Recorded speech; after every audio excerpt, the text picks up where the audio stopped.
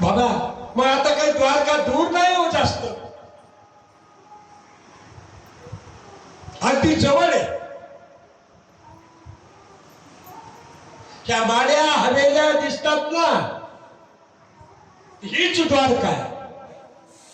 उठा निघा. काठी घेतली, टेकवत टेकवत टेकवत टेकवत पुन्हा निघाली. गावात आल्यानंतर करणार आहेत या ब्राह्मणो ब्रह्मवित्तम. त्या ठिकाणी सुदामा ब्राह्मण मंगलमय चिंतन येथे कर्तव्यता मनुष्य जन्माची. आणि सुदामजीनं द्वारकेला पाहिल्याबरोबर द्वारकेला नमस्कार केला. आणि गावात एक ओटा असतो बघा, तिथं 4-2 माणसं बसलेलीच असते त्या ओट्यावर दिवसभर. आता ते कधी जेवण करते तर कधी घरी जाते तर कधी काम करते, काही त्याचं त्यांना माहिती. सगळ्या दुनियेच्या खबरा त्यांच्याकडे असतात. बस त्याचं असं झालं, त्याचं तसं झालं, त्याचं तसं झालं. आणि सुदामजीला त्यांनी पाहिल्याबरोबर सगळे ते हसू लागले. अरे काय धडान गोडाचा दिसायला म्हणले. ओ बाबा कुठं निघाला? भगवान गोपाल कृष्णाचा वाडा कुठे म्हणजे? वाडा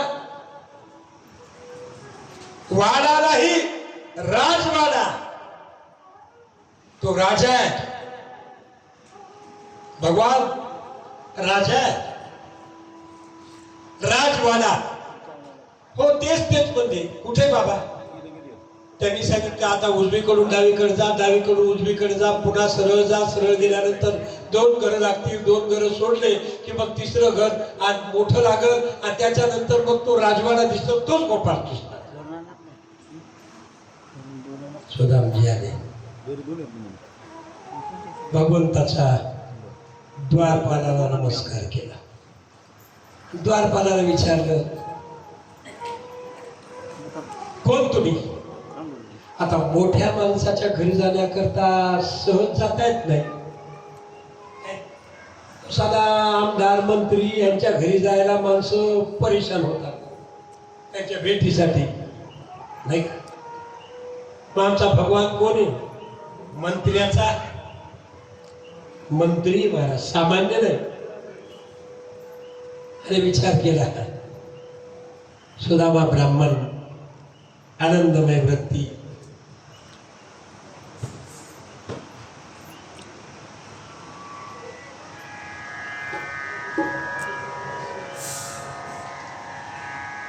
सुदामा ब्राह्मणाने विचार केला, चला ए बाबा भगवान श्री कृष्णाकडे जाण्याची इच्छा आहे मला, दर्शनाची.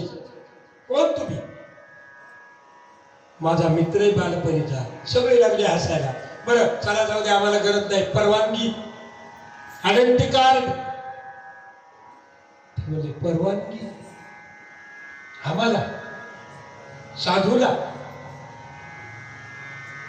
साधूनाम दर्शने लोके, संतांना परवानगी. ते म्हणजे इथं संत वगैरे कोण नाही, चला परवानगीशिवाय जाता येणार नाही, बोला परवानगी नाही. आवाज दिला, ताडण केलं त्या द्वारपालांनी. सुदामजीने आवाज केला, कृष्णा तुला यशोदा मातेची शपथ आहे, तुझे द्वारपाल मला येऊ देईनात रे.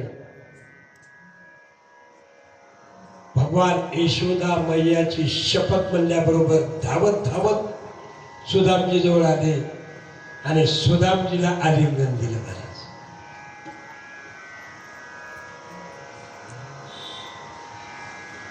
मज वाटे त्याशी आलिंगन द्यावे,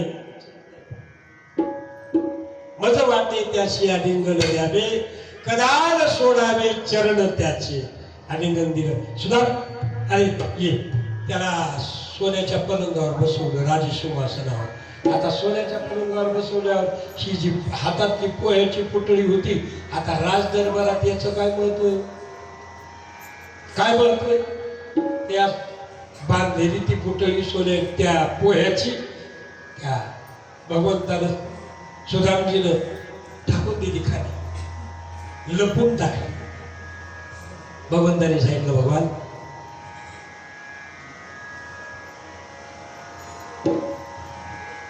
सुदामा ब्राह्मण दरिद्री पिडला नाही विसरला पांडुरंगा. हो, दरिद्री पिडला नाही विसरला पांडुरंगा. सुदामा ब्राह्मण दुःखे दारिद्र्य पिडला. सुदामा ब्राह्मण दारिद्र्य पिडला. गोष्टीवर पोहे घेऊनी त्याची भेटी लागी गेला. गोष्टीवर पोहे करणी त्याची भेटी लागी गेला. शुद्ध भाव देखोनिया गाव सोनियाचा दिला गा विठोबाचा धर्म जागो. याचे चरणी लक्ष लागो, विठोबाचा धर्म जागो. याचे चरणी लक्ष लागो. सुदामा ब्राह्मण दुःखे दारिद्र्य पिडला.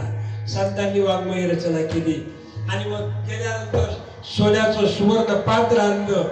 सुदामजीची पूजा करण्याकरता सुदामजीचे पाय त्या सुवर्ण पात्रात ठेवले.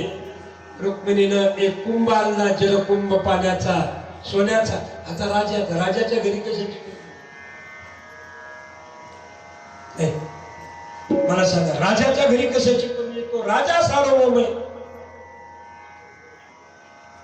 आणि रुक्मिणी संपूर्ण परिवार सुदामजीच्या ठिकाणी. भगवंतानं आपल्या नेत्रातल्या अश्रून सुदामाच्या पायाचा अभिषेक केला. सुदाम, बरेच दिवस झाले रे आपली भेट नाही. ते म्हणला, हो भगवान, भेट नाही. बरोबर आहे. पाहिल्याबरोबर रुक्मिणीला सुदामाने नमस्कार त्या ठिकाणी सुदामाला केला आणि भगवंताने सांगितलं, सुदाम, माझ्या मस्तकावर तुझा हात ठेव, मला तुझा आशीर्वाद पाहिजे. कारण राजा हा राज्यकर्ता असल्यानंतर राजाला राज्य चालवण्याकरता संतांच्या आशीर्वादाची आवश्यकता आहे. छत्रपती शिवाजी महाराजांना स्वराज्य सुराज्य बनविण्याकरता जगद्गुरु तुकोबारायासारख्या संतांची आवश्यकता भासली. सामान्य जीवाची अवस्था काय? मला द्वारकेचं राज्य करायचंय. सुदाम, अरे तू राजा आहेस, आता मला त्या ठिकाणी आशीर्वाद दे. आता इथं काय आशीर्वाद द्यायला एक लाईन होते काय? 16,108. रुक्मिणी आली, पुत्रवती भव. जागवंती पुत्रवती भव. सत्यभामा पुत्रवती भव. कालिंदी पुत्रवती भव. सत्या पुत्रवती भव. भद्रा पुत्रवती भव. लक्ष्मणा. आता सुदामजीच्या पोटात आधीच काही नाही, पाण्याचा थेंब सुद्धा नाही. आणि ही लाईन जिंतूर ते बोरी, देवाचा परिवार. भगवान परमात्माला 16,108 स्त्रिया, एकेकीला 10-10 मुलं, म्हणजे 1,00,000 मुलं होते, 1,25,000 नातू होते. एवढा कृष्णाचा परिवार होता. मी म्हणतो, आता जर लोकसभेच्या निवडणुकीत फॉर्म भरला असता तर कोणाच्या मतदानाची आवश्यकता? बिनविरोध सीट निघाली असती भगवान परमात्माची. सुदामजीनं पुत्रवती शब्दच यायला तयार नाही. भव भव भव भव भव. जसं दर्शन घेताल चरणाचं, तसं तुम्हाला जी भावना अंतःकरणात निर्माण झाली तशी त्याची फलश्रुती तुम्हाला मिळून जाईल. जयाची वासना तया तैसे पुरवावे. वासना तशी फळप्राप्ती. आमच्या पांडुरंगाच्या चरणावर मस्तक ठेवलं. म्हणजे पांडुरंग 55 वाऱ्या केल्या तरी बोलला नाही. ते बोलत नाही कोणाला. डोळे झाकले आणि रुक्मिणीचे उघडे. रुक्मिणी त्याच्या जवळ नाही, लांब आहे. ते म्हणला, तुमची जशी इच्छा आहे तशी फलप्राप्ती. इच्छाशक्ती फळप्राप्ती, अन्यथा नाही. सुदामजीला अलंकार घालायला दिले, पितांबर कसायला दिला, नेसला, गोडधोड पदार्थ. आता तिथं राजाच्या घरी काय कामी भगवंताच्या, सगळं गोडधोड जेवण, गुलाबजामुनचा घास घ्यावा आणि घरातली वस्तुस्थिती दिसावी. बाबा भूक लागली बाबा, सुदामजीनं खाली ठेवावा. सुदाम, तुझं लग्न झालं काय? झालं. तुला मुलं बाळ? ते मला वेळ मांडवायला गेला. सुदाम, माझ्या वहिनीनं काही दिलं असेल तरी मला? ते मला घरीच काही नाही, चिमणीचं स्वागत होईल, तुला काय काय जीवाकडे देण्याकरता? संजेत सांडवले काही होते ते जवळी. तेव्हा प्रारब्ध तुम्हीच निर्माण केलं आणि काय देणार आहे आम्ही तुम्हाला? नाही. तरी माणसं म्हणते काय करावं, पहिलं काहीच नव्हतं आणि आम्ही घडवलं. अरे काय घडवलं तू? पहिलंच घडून आलेलं आहे, तू काय घडवणार आहेस? अन्न धनमान येतो प्रारब्ध आधी. घडवलं जर तुझ्या हातात येतं, सामान्याचा पंतप्रधान का होईनच तू? तुझ्या हातात घडवून आहे ना. सर्व सत्ता त्या परमात्माची. सुदामजीने विचार केला आणि भगवान परमात्माने इकडच्या तिकडच्या गप्पा मारायच्या. रुक्मिणीनं सांगायचं काय करावं? हे धडानं गोडाचा माणूस आला म्हणजे कुठला सुदामाला सुदामाला सुदामाला, आणि मालकाचं बिलकुल आमच्याकडे लक्ष नाही सध्या, काहीच नाही. कुठं दुकानात नेणं नाही, साडी आणणं नाही, काही सामान सुमान घरात नाही, आमच्या कशाकडंच लागत नाही. येऊन जाऊन सुदाम, येऊन जाऊन सुदाम, धडानं गोडाचा दिसाय लक्ष्मी माया. नाही विचारलं. एक दिवस सुदामाने सांगितलं, सुदाम तुला आठवतं का रे, आपण बालपणी विद्यार्जन करण्याकरता केलेल्या कर्माची जाणीव. बालपणी आपण विद्यार्जन करत असताना सांदीपनी ऋषीच्या आश्रमात गेलो होतो आणि एक दिवस गुरुबाईनं भिक्षा दिली. भिक्षेचं नाव काढलं की शांत. का? केलेल्या कर्माची जाणीव असायला पाहिजे माणसाला.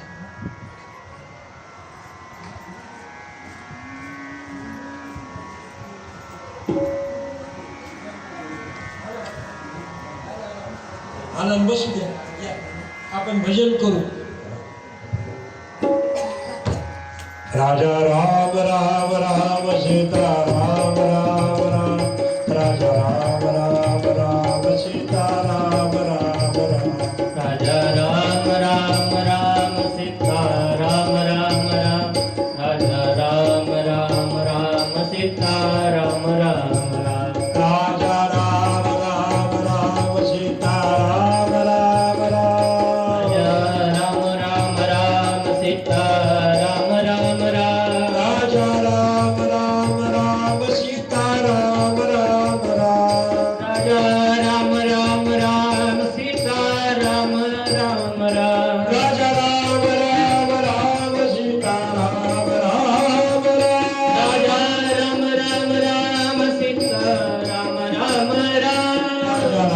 राम राम सीता राम राम राम, राजा राम राम राम सीता राम राम राम, राजा राम राम राम सीता राम राम राम, राजा राम राम राम सीता राम राम राम, जय जय राम कृष्ण हरी, जय जय राम कृष्ण हरी, जय जय राम कृष्ण हरी, जय जय राम कृष्ण हरी, जय जय राम कृष्ण हरी, जय जय राम कृष्ण हरी, जय जय राम कृष्ण हरी, जय जय राम कृष्ण हरी. हो. आणा, आणा इथं. ठेवा.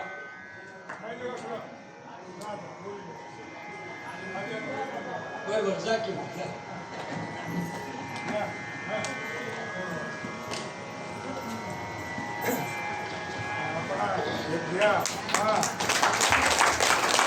सुदामजीची भेट झाली. चला वा. आता हे दृश्य जसं केलं ते दृश्य जीवनभर आपल्या हृदयाच्या ठिकाणी धारण करणं पुरुषार्थ. जशी सुदामाची भक्ती आहे तशी आपण भक्ती करावी. आणि जसा सुदामाला आलिंगन भगवान परमात्माने दिलं काय तशा आलिंगनाची अपेक्षा आपण ठेवावी. झालं भागवत. याच्यापेक्षा काही भागवतात काही वेगळं सांगितलं नाही. लक्षात घ्या. चला सुदामजीला एक दिवस केलेल्या कर्माची स्मरण त्या ठिकाणी सांगितलं. सुदाम भिक्षा दिली होती ना, त्यावेळेस सुदामजीला जी भिक्षा दिली, सुदामजीनं देवाला चोरून खाल्ली. आमचे आजोबा साधा बाजारामधून ऊस जरी आणला तरी त्या ऊसाच्या चिवट्या करायचे, एका पात्रात ठेवायचे आणि अगोदर देवाला अर्पण करायचे, मग आपण सेवन करायचे. का? कारण आहे ते. आता माझं या मागच्या महिन्यात साखर कारखान्यावर कीर्तन होतं. त्या वसमतच्या पुढे नांदेड जवळ साखर कारखाना, तिथं कीर्तन. आणि मग कीर्तन त्या साखर कारखान्यावर त्यांनी सांगितलं म्हणजे मला दूध घ्या. म्हणलं काय हरकत नाही, करा दूध. ठीक आहे. मी म्हणलं साहेबांना चहा करा की चांगला. ते म्हणजे काय हरकत नाही. तर म्हणजे साहेब साखरेचा चहा घ्या. ते म्हणजे महाराज मला साखरेचा चहा जमत नाही, माझ्या इथं 4 कारखान्याचा मी डायरेक्टर आहे, पण साखरेचा चहा मला चालत नाही, मला जांबाचे पानं उकळून प्यावं लागते. देवाच्या बापाला दिलंच नाही तर कसं खाता येईल? विचार करा. देवाला द्या. सुदामजीनं चोरून खाल्लं देवाच्या. 18 विश्व दारिद्र्य प्राप्त झालं. आणि मग सुदामजीचा आनंद त्या ठिकाणी. एक दिवस सुदामजीनं निरोप घेतला, सकामता प्राप्त झाली. सकाम भक्त नव्हते, निष्कामता त्या ठिकाणी होती सुदामजीच्या ठिकाणी. पण मागणं आवडत नव्हतं, पण मनात आलेलं संतांना सहन झालं नाही. सुदाम चरित्र त्या ठिकाणी सांगितलं. शुकाचार्यांना विनंती केली, शुकाचार्य एक दिवस कळेल दोष निगे राजन हे कोण असती मानगुण हा कीर्तना देव कृष्णस्य मुक्त बंध परमजेत. अवस्था साधण्याची क्रिया या नाम चिंतनामध्ये असती. आणि मग नामस्मरण देवाला ज्ञान त्या ठिकाणी सांगितलं. आणि यादव भगवान परमात्माने सुद्धा आपल्या अवताराचं महत्व 11 स्कंदामध्ये त्या ठिकाणी सांगितलं.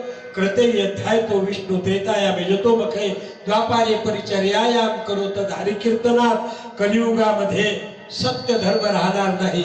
कलियुगात स्त्रिया स्वतः पतिव्रता धर्म स्वीकारणार नाही. पातिव्रत्य शिल्लक राहणार नाही. बहीण भावाचा विवाह लागेल. 18 प्रकारची जात एकत्र येऊन जेवण करल.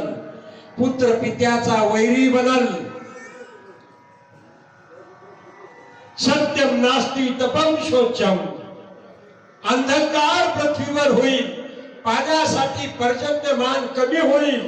पाण्यासाठी एकमेकांमध्ये खून होतील. सोसाट्याचा वारा पृथ्वीवर सुटल आणि पृथ्वी जलमय होईल. 6 वर्षाची नारी भ्रतार मागेल. 12 वर्षाची नारी गर्भिणी राहील. अनेक प्रकारचं कलियुगात वर्णन केलेले बरे. आणि मग उद्धवाला बद्रिकाश्रमामध्ये भगवान परमात्माने जाण्याला सांगितलं. ज्ञानाच्या प्राप्ती करता एक दिवस भगवंताचा संकल्प हीच सिद्ध संकल्प. आणि भगवंताला वाटलं की आता निजधामाला जाणं योग्य आहे, पण परमात्मा निजधामाला जाण्याचा विचार करू लागला. एवढ्यामध्ये यादव संपूर्ण जमले. आणि यादवामध्ये जांबुवंतीचा मुलगा सांब नावाचा एका पतिव्रतेचा मिळालेला शाप भगवान आज अस्तित्वाला आणणार. त्या ठिकाणी त्या जांबुवंतीचा मुलगा सांब नावाचा.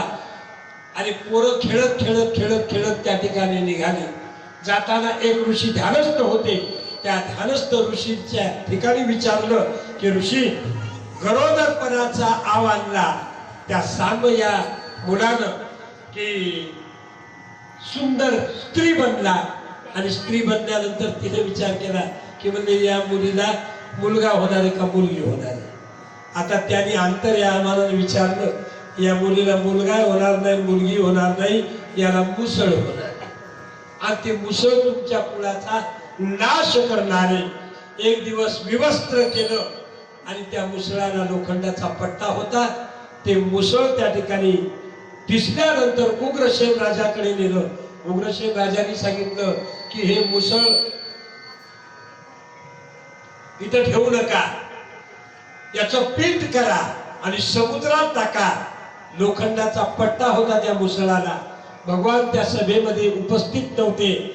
भगवंतानं एक दिवस संपूर्ण संपत्ती मथुरेतली आणि द्वारकेतली सगळी त्या ठिकाणी एक दिव्य रथ वैकुंठातून बोलवला, आणि त्या वैकुंठामधून तो रथ, त्या रथामध्ये संपूर्ण संपत्ती त्या ठिकाणी टाकली. सोन्याची द्वारका पाण्यात निर्माण केलेली. भगवान परमात्माने ती द्वारका स्वतः विसर्जन केली आणि निजधामाची वृत्ती त्या ठिकाणी प्राप्त केली. एवढ्यामध्ये अनेक प्रश्नाचं उत्तर अनेक स्कंदात त्या ठिकाणी सांगितलेले. आणि मंगलमय त्या मुसळाच्या ठिकाणी लोखंडाचा पट्टा होता.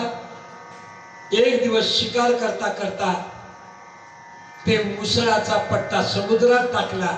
समुद्रात एका माशानं गिळला आणि माशाला तो मासा एका व्याधाला सापडला.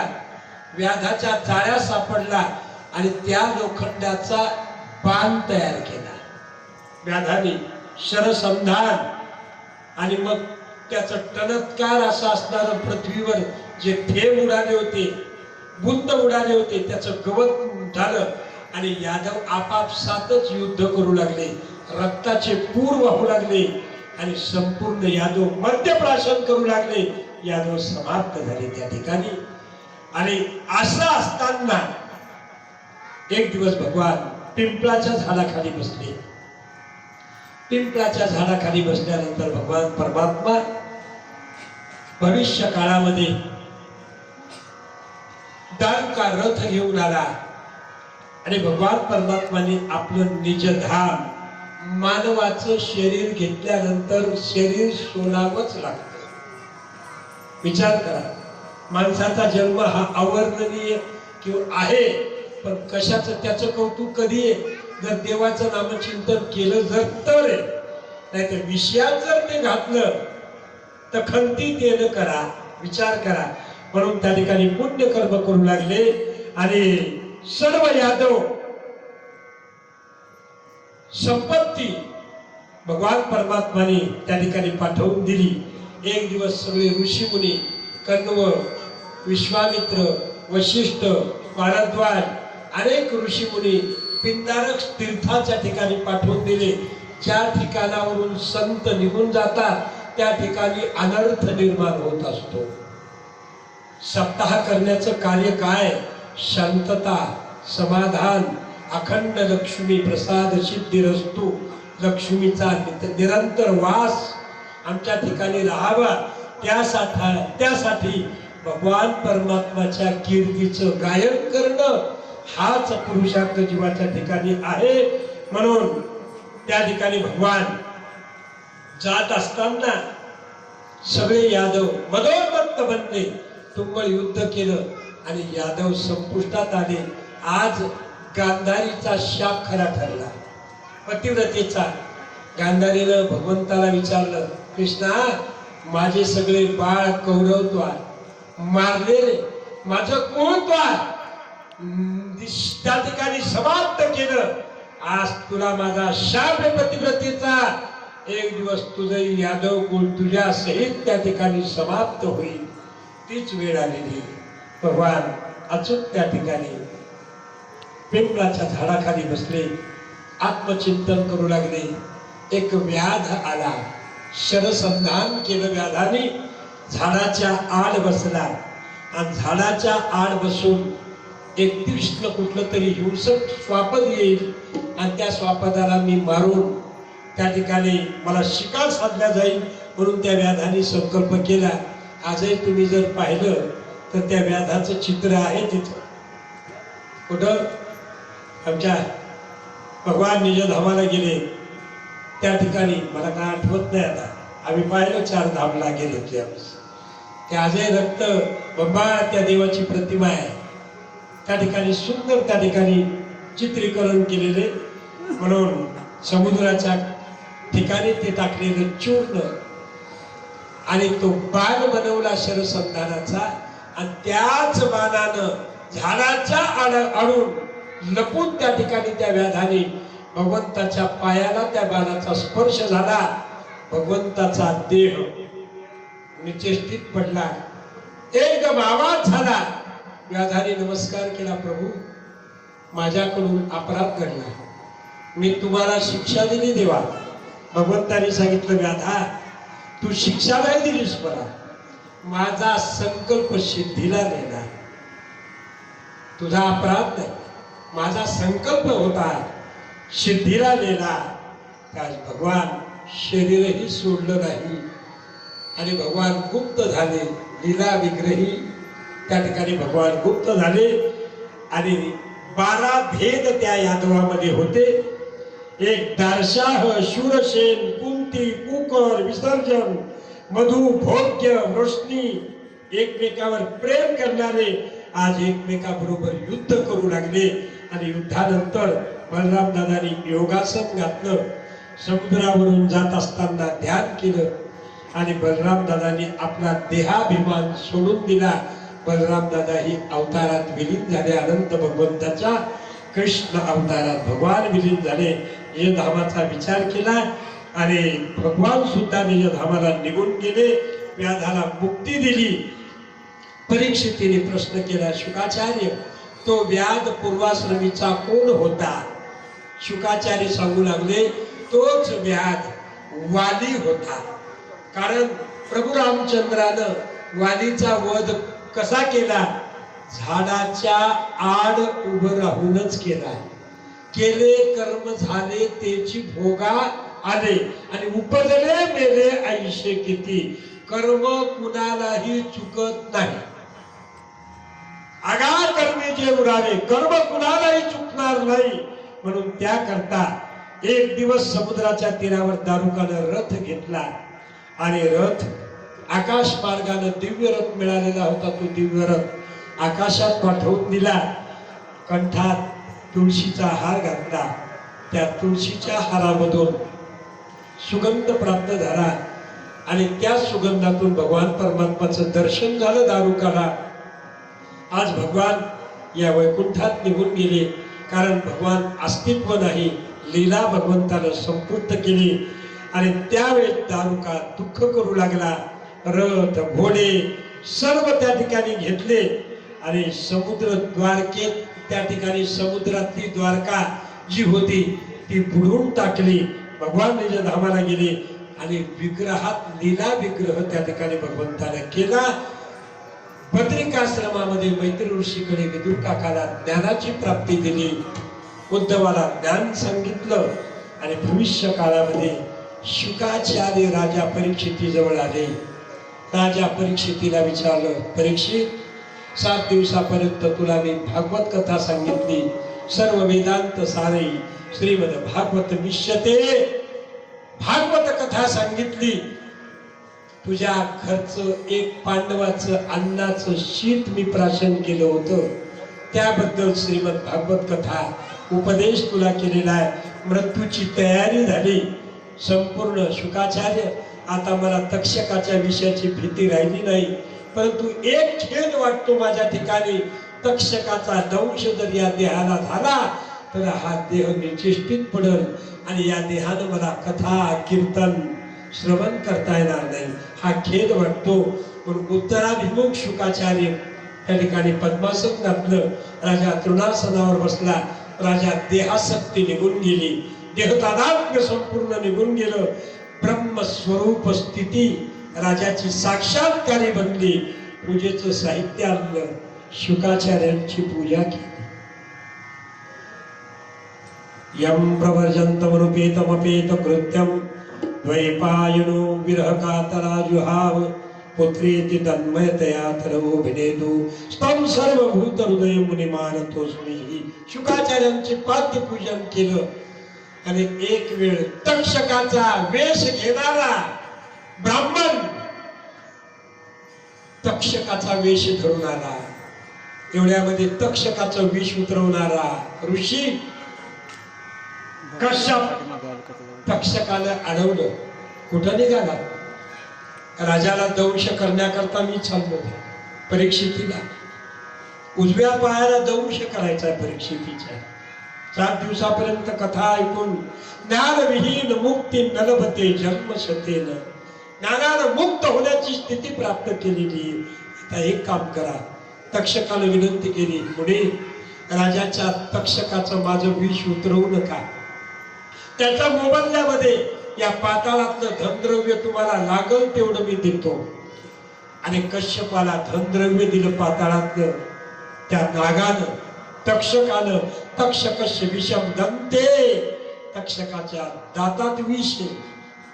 भयानक तक्षक ब्राह्मणाच्या विषात राजाजवळ पदार्पण झालं. राजा देहासक्ती नव्हती. राजाच्या ठिकाणी एकदम समाधी, प्रेम समाधी लागलेली. शुकाचार्यांची पूजा केली.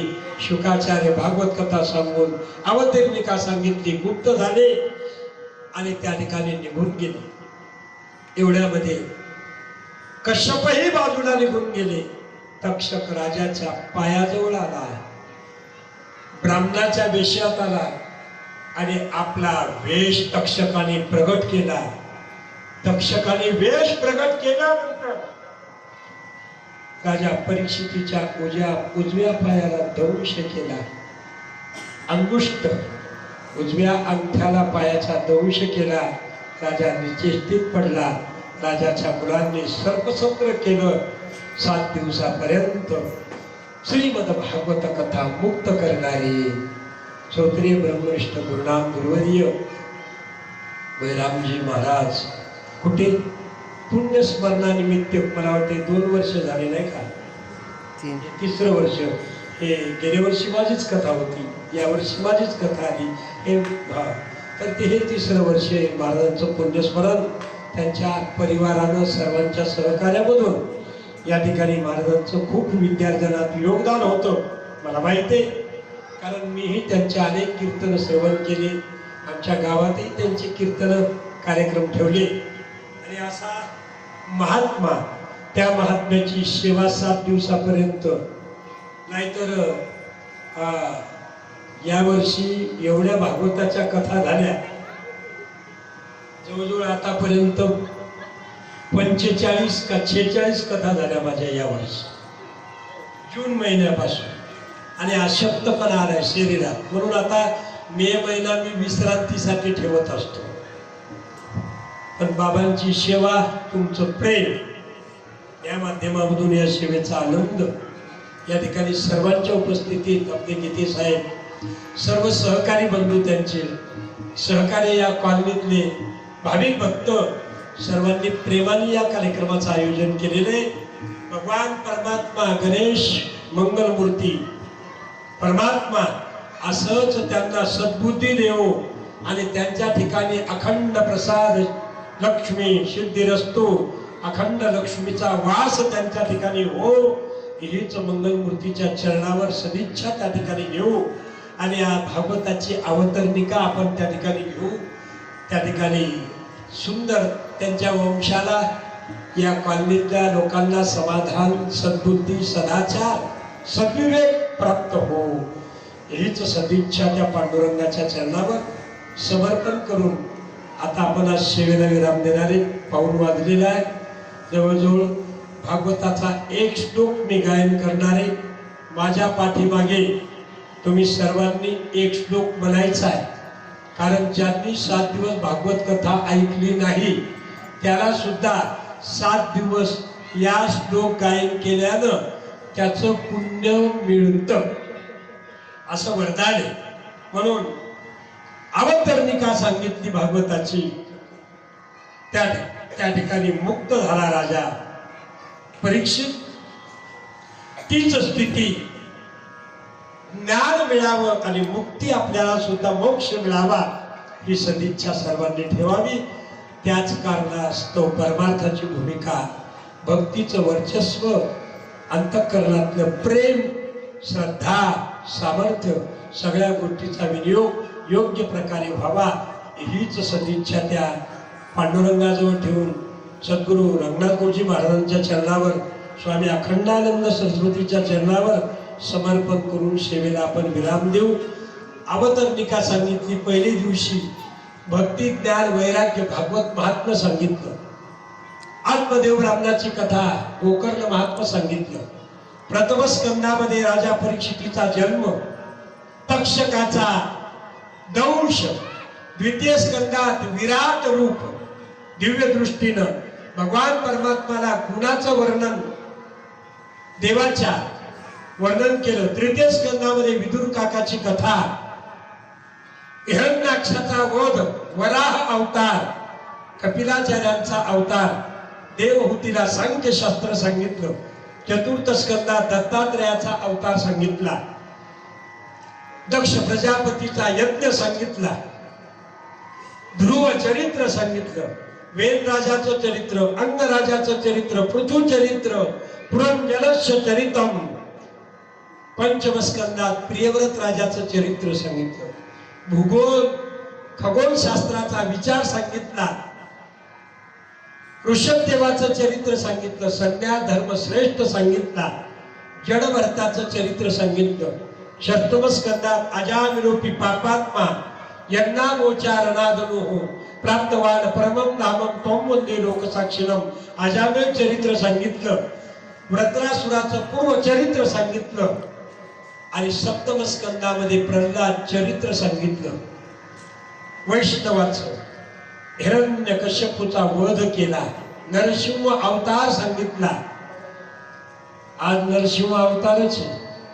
आणि दुपारी 12 वाजता प्रगट झाले भगवान नरसिंह. नरसिंह अवतारच आज. मला नरसिंह अवताराच आता म्हणजे रात्रीचं कीर्तन आहे आज, म्हणून जायचंय आता दुपारी 1:30 वाजता लगेच. त्या ठिकाणी वस्तुस्थिती आपण जर विचार केला तर मंगलमय चिंतन. अष्टम स्कंदात गजेंद्र मोक्ष सांगितला. समुद्र मंथन, अमृत प्राप्ती, मोहिनी अवतार, कुर्म अवतार, मत्स्य अवतार, बलिराजाचा यज्ञ, वामन अवतार, बले पदत्रयम भूमी, 3 पाय जागा बलिराजाने दिली. ती संपूर्ण कथा सांगितली. नवम स्कंदामध्ये धर्मात्मा अंबरीषाचं चरित्र सांगितलं. एकादशीचं व्रत सांगितलं. मर्यादा पुरुषोत्तमाचा प्रभू रामचंद्राचा जन्म, थोडक्यात रामायण कथा नवम स्कंदातली. 13 रघुवंशातल्या राजाची कथा, मलयध्वज राजा, शिबी राजा, नळ राजा, हरिश्चंद्र राजा. भागवत मी त्या दिवशी सांगितलं की हे 7 दिवसात शक्य नाही. गुरुजी एका श्लोकाचा अर्थ 7 दिवस सांगायची. आता ते आम्हाला ती सवय लागलेली आहे. थोडी स्पर्श करून कथा सांगून थोडं थोडं थोडं थोडं आपलं थांबायचं. म्हणून याच माध्यमामधून 7 दिवस कथा. दशम स्कंदात भगवान परमात्माचा जन्म, भगवान परमात्माची लीला, कालिया दर्पण, काला, ब्राह्मणाचा यज्ञ, कात्यायनी व्रत, गोवर्धन पर्वत, रास क्रीडा, वृंदावन विहार, मथुरा गमन, कंस वध, उद्धवाला ज्ञान, त्या ठिकाणी सांत्वन गोकुळवासियाचं, भगवंताचा द्वारकेत प्रवेश, वसुदेव देवकीची सुटका, उग्रसेन राजाला मथुरेचं राज्य प्रदान आणि भगवंताची धनुर्विद्या शिक्षण, सांदीपनी ऋषीच्या आश्रमात वेद पठण आणि भगवंताचं बलराम दादाचं रैवत राजाच्या मुलीशी लग्न, रेवतीशी, एक दिवस भीष्म कन्या रुक्मिणीशी विवाह भगवान परमात्माचा द्वारकेत आणि 16,108 स्त्रियांचा पती भगवान बनला. धर्मराजाचा राजसूय यज्ञ, जरासंधाचा वध, शिशुपालाचा वध, सुदाम चरित्र, कश्चित मत्सखा, सुदामाचं चरित्र सांगितलं, बालपणीचा मित्र. आणि एकादश स्कंदामध्ये भक्ती ज्ञान वैराग्याविषयी ज्ञान प्राप्ती दिली, कलियुगाचं वर्णन केलं. कलियुगाचे सज्जन माणसे, त्यांना सज्जनतेचं सौजन्य कमी आहे. कलियुगात दुर्जन माणसे, त्यांना दुर्जनतेचा दंड कमी आहे. कलियुगात जो श्रमिक वर्ग आहे तो प्रारब्ध प्रधान बनला. कलियुगामध्ये श्रीमंत वर्ग आहे, त्यांच्या ठिकाणी दया कमी आहे. कलियुगात सत्यवचनी मनुष्य अडचणीत आला. कलियुगातला असत्यवचनी मनुष्य रामायण करू लागला. सत्यम नास्ति तपम शुद्धम, या ठिकाणी ही कलियुगाचं वर्णन केलं. एक दिवस यादवांचा संवाद झाला. भगवंताने सोन्याची द्वारका जलमय केली. भगवान निजधामाला निघून गेले. परीक्षितीनं उत्तर क्रिया आमच्या शुकाचार्यांची पाद्यपूजा केली आणि देहासक्ती निघून गेली. भागवताचा उपदेश झाला आणि परीक्षिती मुक्त झाला. ही कथा 7 दिवसापर्यंत आपण श्रवण केली. या कथेचा आनंद सर्वांना हो, मिळो वारंवार, ही सदिच्छा ठेवून या कथेला आपण विराम देऊ. गोपाल कृष्ण भगवान की. एक श्लोक गायन करायचा आपल्याला.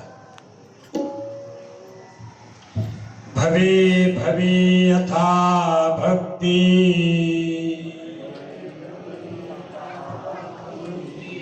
पादयोस्तव जायते, कथा कुरुत्व देवेषु,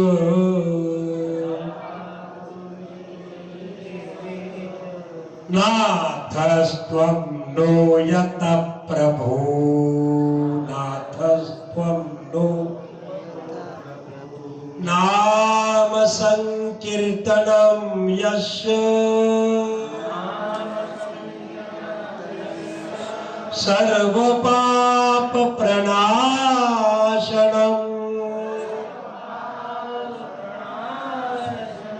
प्रणामो दुःख शमनम्, नमामि श्री हरि परम.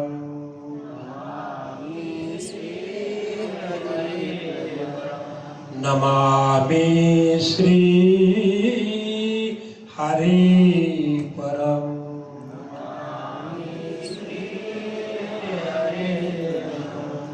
नमामि श्री हरि परम.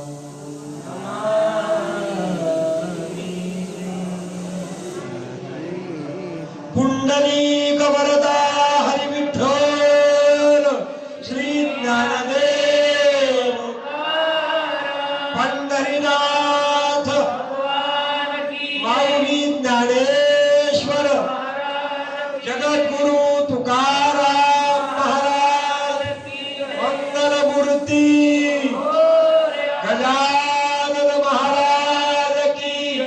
बोलो भाई सब संतन की.